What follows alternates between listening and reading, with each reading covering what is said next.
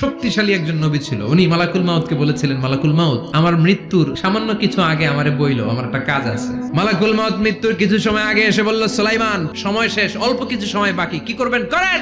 সাইয়েদনা সুলাইমান জিনদেরকে ডাকলো, ও জিনেরা, বিশাল একটা প্রজেক্ট আছে, প্রজেক্টে কাজ শুরু করো। আর কিছু জিনকে বলল, চারদিকে গ্লাস ফিটিং করা একটা রুম বানাও। সাইয়েদনা সুলাইমান আলাইহিস সালাম গ্লাস ফিটিং করা রুমের ভেতরে ঢুকলেন। এই রুমে ঢোকার দরজা নাই, হাতে একটা লাঠি নিলেন, লাঠির মধ্যে ভর করে দাঁড়িয়ে রইলেন আর জিনদের দিকে তাকিয়ে রইলেন। জিনেরা এত বদমাশ ছিল, সাইয়েদনা সুলাইমান দাঁড়িয়ে না থাকলে কাজ করতো না, দাঁড়ায় না থাকলে আজও লোকজন কাজ করতে চায় না, ঠিক কিনা? সুলাইমান আলাইহিস সালাম লাঠির মধ্যে ভর দিয়ে দাঁড়িয়ে রইলেন আর বললেন, কাজ করো। জিনেরাও কাজ শুরু করলো। ওদিকে মালাকুল মাউত এসে বলল, সুলাইমান সময় তো শেষ। সুলাইমান বলে, সমস্যা নাই, রূহ কবজ করো।